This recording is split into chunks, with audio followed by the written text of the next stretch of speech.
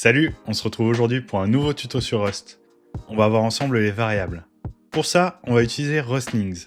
Si vous n'avez pas encore installé Rustlings, je vous invite à regarder ma première vidéo sur le sujet qui va vous montrer comment setup Rustlings facilement en seulement quelques étapes. Si vous êtes prêts, on va pouvoir commencer. Allez, c'est parti. Donc, une fois que vous avez terminé l'introduction de Rustlings, vous allez pouvoir passer au module suivant en appuyant sur N. Donc là, on arrive sur le chapitre des variables. Dans le répertoire variable, on va aller voir le fichier README.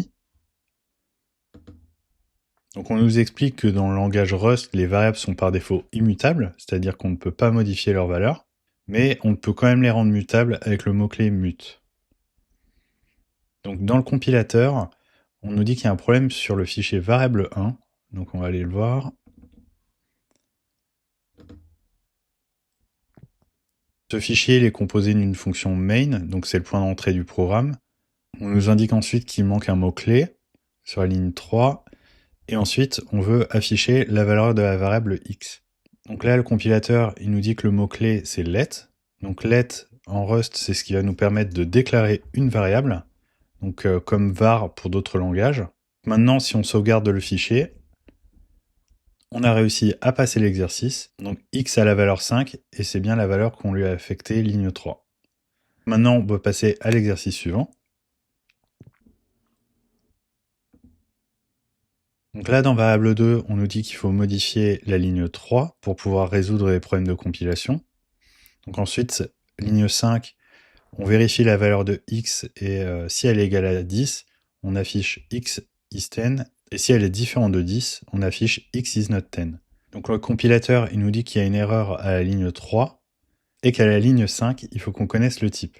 Donc là, on va affecter une valeur à la variable x, donc on va lui donner 10, et on s'attend voilà, à ce qu'on passe dans la première branche, et que le résultat soit x is 10.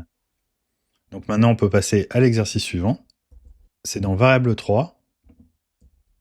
Donc dans le fichier, on nous dit qu'il faut modifier la ligne 3 pour fixer les problèmes de compilation. Et ensuite, on affiche la valeur de la variable x. Donc là, le compilateur, il nous dit que ligne 5, on veut utiliser la variable x, mais qu'elle n'est jamais initialisée. Et il nous propose aussi d'affecter une valeur. Donc là, il nous dit 42. Donc on va mettre 42. Et donc, en affectant une valeur à la variable x, on arrive bien à résoudre l'exercice et le problème de compilation. Donc on va passer à l'exercice suivant. Ce qu'on essaie de faire, c'est d'affecter le nombre 3 à la variable x. Ensuite, on affiche sa valeur. Et ensuite, on veut modifier la valeur de x pour lui donner 5 et à nouveau afficher la valeur. Donc si on se réfère à ce qui était dit dans le README, donc une variable en Rust, c'est immutable, c'est-à-dire qu'on ne peut pas lui affecter une nouvelle valeur. Donc là, ils nous disent de résoudre le problème sans modifier cette ligne, la ligne 6. Et le compilateur, il nous indique bien qu'on ne peut pas affecter deux fois une valeur à une variable. Et il nous donne même la solution, donc qui est d'ajouter le mot-clé mute, ligne 3.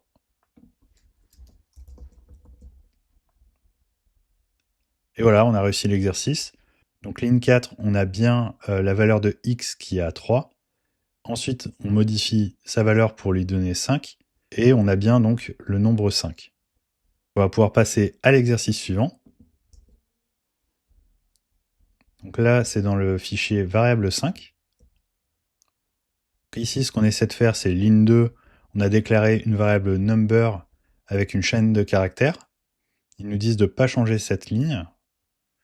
Sur la ligne 6, on veut affecter la valeur 3 à la même variable.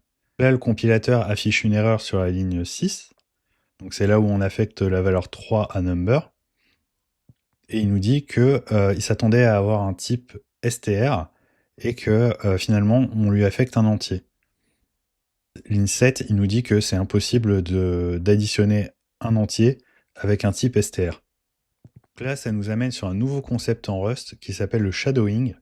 Donc le shadowing, ça va nous permettre, en redéclarant number, de créer une nouvelle variable et en modifiant le type de cette variable. Là, on voit dans le résultat de terminal que sur le premier print line, on a bien la chaîne de caractères qui est affichée. Et sur le deuxième print, on a la somme donc, de la nouvelle valeur qui est affectée à number, 3, plus 2.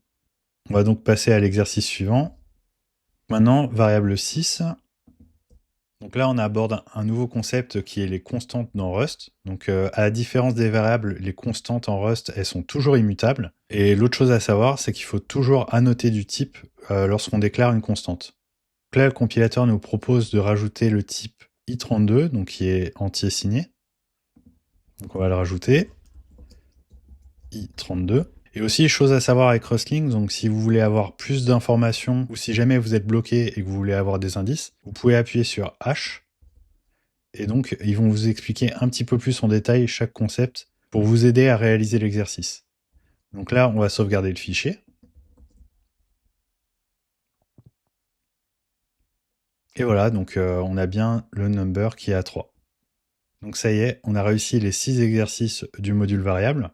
Donc si vous voulez plus d'informations ou que vous voulez approfondir le sujet des variables, je vous conseille tout simplement d'aller sur le site de Rust et d'aller parcourir la documentation officielle.